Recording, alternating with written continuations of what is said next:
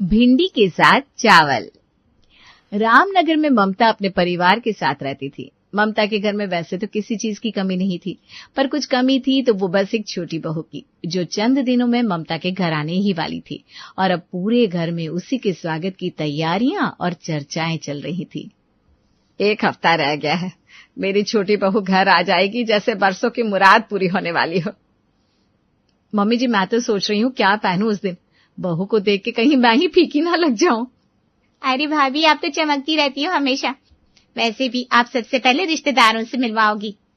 हमारी छोटी बहू कैसी है ये तो तस्वीर से ही अंदाजा लग गया था। बड़ी प्यारी लगती है। प्यारी तो है ही, लेकिन सबसे जरूरी है कि वो इस घर को अपना घर माने। मम्मी जी, आपने बताया था ना कि खाना भी अच्छा बनाती है, फिर तो मैं छुट्टी ले सकती हूँ ना? अरे भाभी, छोटी बहू आएगी तो पहले कुछ दिन आप सिखाओगी ना उसे, घर के ढंग रिवाज सब। हाँ, और मैं भी उसे हर वो बात सिखाऊंगी जो एक अच्छे घर की बहू को आनी चाहिए। बस तुम दोनों उस पर अपनी सास वाली छाप मत छोड़ देना, डर ही ना जाए बेचारी। पापा, आप तो बस मजाक करते रहो, पर मम्मी तो बहुत प्यार से सिखाएंगी, मुझे पता है। वैसे मम्मी जी, आपने उसके लिए साड़ी सिलवाई कि खुद की पुरानी देने का इरादा है? अरे बहू, नई साड़ियां तो 2 महीने पहले ही सिलवा ली थी, सारा सामान तैयार है। और मिठाई? शादी के दिन जो पेड़ा भेजा था वो तो कमाल का था। मुझे तो इंतजार है उस दिन का, जब वो पहली रसोई में आएगी। कैसी हलचल होगी। अजय पहली बार सबके लिए चाय बनाएगी, मैं तो उसका वीडियो बना लूंगी। पहली रसोई के लिए मैंने खीर की रेसिपी लिखकर रखी है, माँ से सीखी थी मैंने। अरे ममता, पहली रसोई की बात हो रही है, पर उसका स्वागत कौन करेगा दरवाजे पे? मैं और सीमा दोनों मिलकर आरती करेंगे। थाली भी सजा ली है मैंने। और दरवाजे पे तो रंगोली भी बनेगी, मैंने नया डिजाइन देखा है। तैयारी ऐसी होनी चाहिए कि लड़की को लगे कि उसका सपना पूरा हो गया। और मेरे लिए तो बस इतना चाहिए कि वो हमें माँ बाप जैसा माने। मैंने तो अपने दोस्तों को भी मना किया है, उस दिन मैं घर से कहीं नहीं जाऊंगी। बहुत सालों से इस दिन का इंतजार किया है मैंने। मेरा घर अब पूरा लगेगा। और हमें अब नए रिश्ते जोड़ने का मौका मिलेगा जो सच्चे दिल से निभाना है। उम्मीद करती हूँ वो भी मुझे अपनी बड़ी बहन जैसी माने, ना कि बस जेठानी। और मुझे दीदी जैसा, ताकि मैं भी उसे अपने राज बता सकूं। एक बात पक्की है, ये हफ्ता अब जल्दी बीतना चाहिए। मैं तो बेसब्र हो रही हूँ। चलो काउंटडाउन शुरू करते हैं, 7 दिन बाकी बस। चलो फिर आज चाय मैं बनाता हूँ इस खुशी में। वाह पापा, अब तो छोटी बहू ही लकी चार्म लग रही है।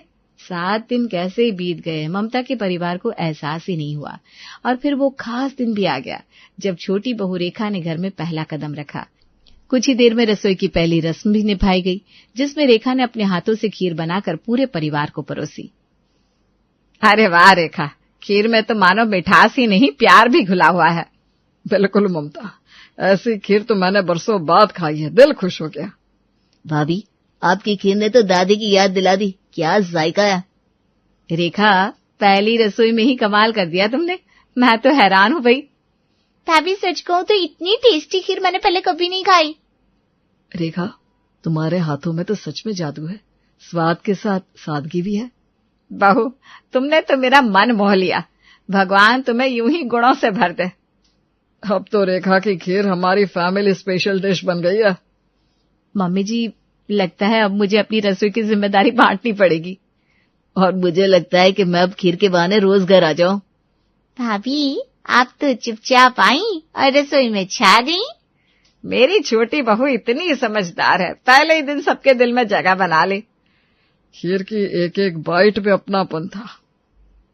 पापा मम्मी, सबका प्यार ही मेरी सबसे बड़ी मिठास है। इतनी सिंपल और स्वादिष्ट खीर बनाना कोई आसान बात नहीं है। भाभी, आपने तो आज रसोई में अपना पहला कदम यादगार बना दिया। मैंने तो सोचा भी नहीं था कि पहली खीर इतनी परफेक्ट होगी। रेखा को ससुराल आए अब 1 हफ्ता हो गया था। उसने गौर किया कि घर में रोज चावल ही खाए जाते हैं, जबकि उसे रोटी पसंद थी। उसने सोचा क्यों ना ऐसी सब्जियां बनाई जाए जो सिर्फ रोटी के साथ खाई जाए, ताकि उसका स्वाद भी बना रहे और घर में थोड़ा बदलाव भी आए। ये क्या बहू, चावल नहीं बनाए? बिना चावल के तो मुझे खाना हजम ही नहीं होता। माँ, आपने सही कहा, रसोई की पहली शर्त है घर के स्वाद को समझना। मैंने सोचा कुछ अलग बनाऊं, इसलिए अरबी बनाई। रोटी के साथ अच्छा लगता है ना। अलग बनाने का शौक अच्छा है, लेकिन पहले घर का ढर्रा तो समझो। अभी तो आई है और देखो कैसे अपने मन से सब कर रही हैं। जरा अपनी जेठानी से ही कुछ सीख लिया होता तो अच्छा होता। मम्मी जी क्या बताऊं, मैंने तो आते ही हर चीज पूछ पूछ कर सीखी थी। हाँ भाभी, आपकी तरह से समझदार कहाँ होते हैं। मैंने जानबूझकर नहीं किया, बस सोचा थोड़ा बदलाव अच्छा लगेगा। अरे बदलाव बाद में करना बहू, पहले घर की तो चाल समझनी चाहिए। मम्मी जी रहने दीजिए, मैं सब ठीक कर देती हूँ। भाभी आप न होती तो ये घर तो आज भूखा ही रहता। सब उठिए मत, मैं अभी घुइयां को रसेदार बनाकर लाती हूँ। और हाँ, साथ में चावल भी पका देना बेटा। इतनी मेहनत की फिर भी कोई नहीं समझा। खाने में मजा तभी आता है जब उसमें हमारी आदतों का ध्यान रखा जाए। बस 2 मिनट दीजिए, सबको मनपसंद खाना मिलेगा। अरे भाई भूख लगी है, जल्दी से ले आओ कुछ गर्मा गर्म। मुझे तो भूख से चक्कर आने लगे हैं। चावल के बिना अधूरा सा लगता है। तुमने मेहनत की थी, पर सबको चावल की आदत है। शायद मुझे भी पहले से पूछ लेना चाहिए था। मम्मी जी रसेदार घुइयां तैयार हैं, चावल भी चढ़ा दिए हैं। शाबाश मेरी बड़ी बहू, सच्ची गृहिणी ऐसी तो होती है। हाँ, रसोई की रानी तो जेठानी है। मैंने तो सोचा था सबको कुछ नया पसंद आएगा। लीजिए, अब सबका मनपसंद खाना हाजिर है। अब आया असली स्वाद, चलो खाना शुरू करें। तुमने तो बचा लिया आज का खाना, वरना देवरानी ने तो भूखा रखने की सोच ली थी। बिल्कुल, घर को ऐसे ही बहुएं संभालती हैं। अब तो भूख और भी तेज लगने लगी है। मम्मी जी, पापा जी, रेखा के हाथ की रोटी भी लाजवाब थी।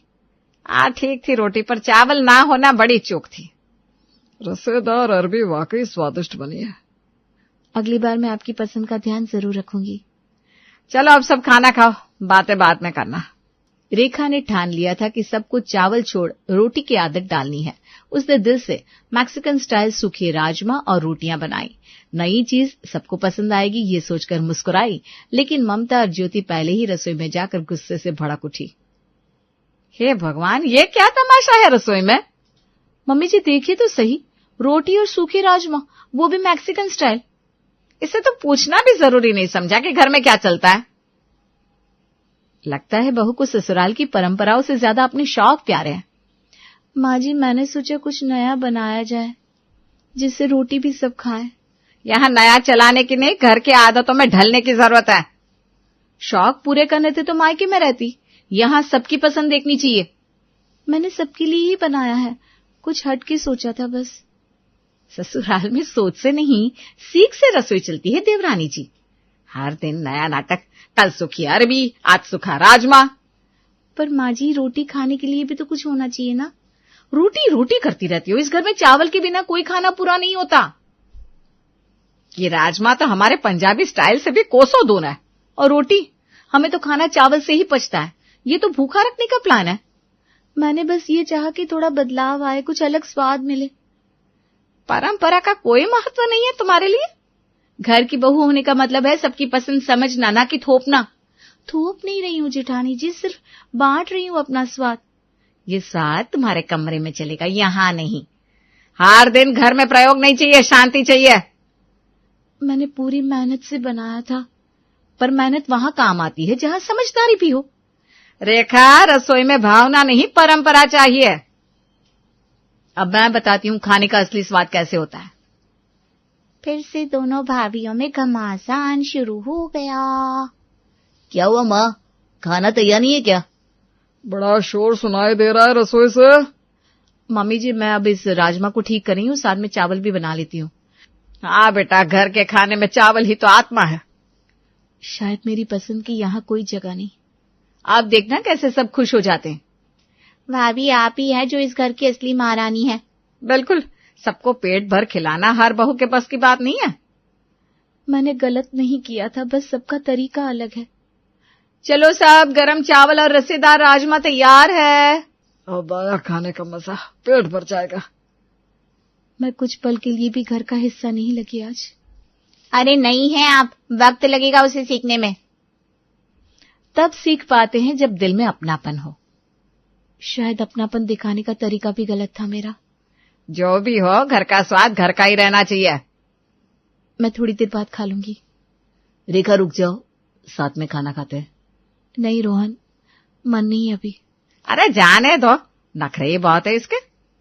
मन ही मन सोचते हुए रेखा कमरे की ओर बढ़ गई। उधर ज्योति रसोई में बर्तन समेटते हुए बोल रही थी, नई बहुएं अगर परंपरा नहीं सीखेंगी तो घर की शांति चली जाएगी। बिल्कुल सही कह रही हैं बड़ी भाभी। न जाने देवरानी जी को कब समझ में आएगी ये बात। इतना सब होने के बाद भी रेखा ने हार नहीं मानी। अगले दिन उसने बैंगन की कलौंजी और रोटी बनाकर पंकज और रोहन के टिफिन में रख दी। शाम होते ही पंकज घर लौटते ही गुस्से से रेखा को बुलाने लगा। रेखा, क्या ये ससुराल है या तुम्हारा खुद का रेस्टोरेंट? जेठ जी, मैं कुछ समझी नहीं। तुम रोज कुछ ना कुछ नया प्रयोग क्यों करती रहती हो? सोचा था परिवार को नई चीज पसंद आएगी। हमें तुम्हारे मायके की आदत नहीं चाहिए यहाँ। जेठ जी, मैं तो बस मत करो, जो कहा जाए वही बनाओ। लेकिन जेठ जी, कभी रोटी भी तो। रोटी का भूत सिर पे सवार है। मैंने जानबूझकर कुछ गलत नहीं किया। तुम्हें किसी ने हक नहीं दिया कि नियम बदले। पर घर के स्वाद में थोड़ा नयापन भी अच्छा लगता है। ये स्वाद बदलने की जगह नहीं है, परंपरा निभाने की जगह है। और परंपरा निभाना तुमसे होगा नहीं रेखा। जेठानी जी, मैंने सबके लिए तो बनाया था या सब पर अपनी मर्जी थोपने की कोशिश की थी? मैंने कभी नहीं सोचा था कि आप लोग बुरा मानेंगे। बुरा? अरे तुमने तो हद कर दी। इसको कोई समझाओ वरना रसोई बर्बाद कर देगी। तुम्हें किसी ने बताया नहीं कि जेठ जेठानी से पहले राय ली जाती है? आज ऑफिस में भूखा रह गया मैं। माफ कीजिए जेठ जी, अगली बार ऐसा नहीं होगा। हर बार अगली बार बोलकर फिर वही करती हो। भैया, बात को इतना ना बढ़ाए। तुम चुप रहो रोहन, तुमसे कुछ कहा क्या मैंने? बस रेखा को थोड़ा समझदारी से समझाइए ना। रेखा को समझाने का समय निकल चुका है, अब सिखाने का वक्त है। मैं सच में हर किसी की पसंद का ध्यान रखती हूँ। पसंद का ध्यान रखने वाली बैंगन भेजती है टिफिन में, वो भी रोटी के साथ। ये होटल नहीं है रेखा, ये घर है। माफ कीजिए, रेखा की नीयत गलत नहीं थी। जैसे तैसे रोहन हालात संभालकर रेखा को अंदर ले जाता है। थकी हुई रेखा अगली सुबह सब्जी वाले की आवाज सुनते ही बाहर दौड़ती है। रेखा भिंडी चुन रही थी, तभी अचानक उसकी ननद बाहर आती है। ओ बहन जी, ताजी भिंडी है, बस आज सुबह ही आई है। भैया, ये भिंडी जरा ठीक से तौल देना। जैसी आपकी मर्जी बहन जी। ओहो रेखा, भिंडी खरीद रही हो? हाँ दीदी, सोचा सबको पसंद आएगी। आप तो जैसे रसोई की महारानी बन गई है आजकल। नहीं दीदी, बस सुबह की सब्जी ले रही थी। भिंडी? क्या कोई भिंडी को चावल से खाता है हमारे घर में? सोचा रोटी के साथ कुछ हल्का बना दूं। रोटी? हमारे घर में रोटी कम चावल ज्यादा चलता है। पर हर बार चावल ही क्यों दीदी? ओहो, अब आप हमें सिखाएंगी क्या खाना है? नहीं दीदी, बस थोड़ा बदलाव अच्छा लगता है। बदलाव तो आप अपने ससुराल के नियमों में ले ही आई हैं। मैंने कभी किसी का दिल दुखाने का इरादा नहीं रखा। तो भिंडी से घर का बजट बढ़ाकर क्या कर रही हैं आप? ये ज्यादा महंगी नहीं है दीदी। पैसे क्या आप अपने मायके से बैग भर के लाई थी? दीदी, सब्जी तोलू कि ना तोलू? तौल दीजिए भैया। रेखा और सीमा दोनों घर के अंदर आती हैं। भाभी, आप ये समझ लीजिए कि ये ससुराल कोई होटल नहीं है। मैं सिर्फ घर के लिए सोचती हूँ दीदी। घर के लिए या अपने स्वाद के लिए? आप जो समझिए। रेखा को सीमा की बातों का बहुत बुरा लगता है। वो मन ही मन दुखी होकर शाम को रोहन के आने का इंतजार करती है। जैसे ही रोहन आता है, रेखा अपने मन की बात रोहन से कहती है। क्या हुआ रेखा, इतने चुप क्यों? कुछ नहीं, बस थोड़ा थक गई थी। झूठ मत बोलो, तुम्हारी आंखें कुछ और कह रही है। सीमा दीदी ने आज बहुत कुछ कह दिया सब्जी वाले के सामने। क्या कहा उसने? ये कि मैं भिंडी लेकर पैसे बर्बाद कर रही हूँ। तुम्हें भिंडी पसंद है ना? बहुत पसंद है, मायके में तो हर हफ्ते बनती थी। अरे तो अपने लिए बना लो ना। लेकिन दीदी ने सबके सामने बहुत कुछ कह दिया। सीमा थोड़ा ज्यादा ही भूल जाती है, तुम दिल पर मत लगाया करो। मैंने तो बस सब्जी ही खरीदी थी। देखो रेखा, इस घर में जो सबको पसंद है वही बनता है। तो क्या जो मुझे पसंद है वो मैं कभी ना बनाऊं? नहीं, ऐसा नहीं कह रहा हूं मैं, पर सबका ध्यान रखना पड़ता है ना। मैंने किसी का नुकसान नहीं किया, बस अपने लिए कुछ लिया था।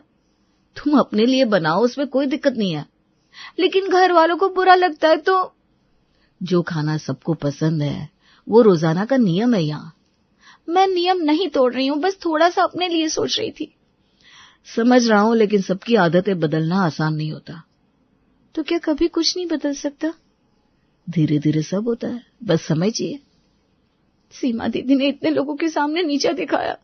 सीमा को मम्मी से ज्यादा ससुराल की फिक्र रहती है। पर उनका लहजा बहुत कठोर था। मुझे पता है, लेकिन अभी झगड़ा बढ़ाने से कुछ नहीं होगा। मैं झगड़ा नहीं चाहती, बस समझदारी की उम्मीद थी। तो समझदारी दिखाओ, तुम वो सब मत सुनो। कभी कभी चुप रहना भी बहुत भारी लगता है। मैं हमेशा तुम्हारे साथ हूं, पर घर के लिए भी सोचो। ठीक है, मैं समझ गई। रेखा ने इस बार समझदारी से काम लिया। रसोई में जाकर उसने भिंडी के साथ साथ चावल भी बना दिए। उसे यकीन था कि सूखी भिंडी देखकर सब रोटी मांगेंगे और इस बार रसोई में उसकी सोच की जीत होगी। आज तो भिंडी दिख रही है, पर चावल भी है। समझदार होती जा रही है हमारी छोटी बहू। मम्मी जी, लगता है इस बार जानबूझकर किया है, अकल आ रही है। भिंडी और चावल, ये कॉम्बिनेशन तो कभी ट्राई नहीं किया। अरे हाँ, भिंडी तो रोटी के साथ खाते हैं, पर चावल के साथ क्यों नहीं, ट्राई करने में क्या जाता है, आज कुछ नया हो जाए। ठीक है फिर, आज भिंडी चावल स्पेशल डिनर। बिल्कुल, आज रेखा ने कुछ अलग सोचकर बनाया है। भले ही सूखी सब्जी है, पर दिखने में स्वादिष्ट लग रही है। खाने से पहले इतना सोच रहे हैं, खाकर देखो फिर बोलना। रेखा को भी तो समझ में आ गया है कि चावल के बिना ये घर नहीं चलता। बिल्कुल, जो घर के रंग में रंग जाए वही सही मायनों में बहू बनती है। भले ही लड़ती हो, पर सीख रही है धीरे धीरे। चलो अब प्लेट भरो, देखती हूँ कैसा बना है। मैं पहले चखती हूँ, फिर बताऊंगी। स्वाद तो सच में बढ़िया है। भिंडी चावल के साथ सच में अच्छी लग रही है। मैंने तो कभी सोचा नहीं था कि कॉम्बिनेशन भी काम कर सकता है। कभी कभी बदलाव भी अच्छा लगता है, पर यह बदलाव रेखा ने हमारे ढंग को समझ कर किया है, इसलिए पसंद आया। जो घर वालों की सोच समझे वही घर की असली बहू होती है। और जो अपने तरीके थोपे उससे घर की रसोई नहीं चलती। आज तो मैं भी बोल दूंगी, छोटी भाभी ने कुछ सीख लिया है। और सबसे बड़ी बात, अब ये जानती है कि बिना चावल ये घर अधूरा है। शायद ससुराल को अपनाने का यही तरीका है। ये चावल खाना कभी बंद नहीं करेंगे। अब मुझे ही इनके रंग में रंगना होगा। रेखा मुस्कुरा रही थी, क्योंकि अब उसे समझ में आ गया था कि ससुराल की रसोई में स्वाद नहीं, समझदारी पकती है, और बिना चावल के इसका ये ससुराल पूरा नहीं हो सकता।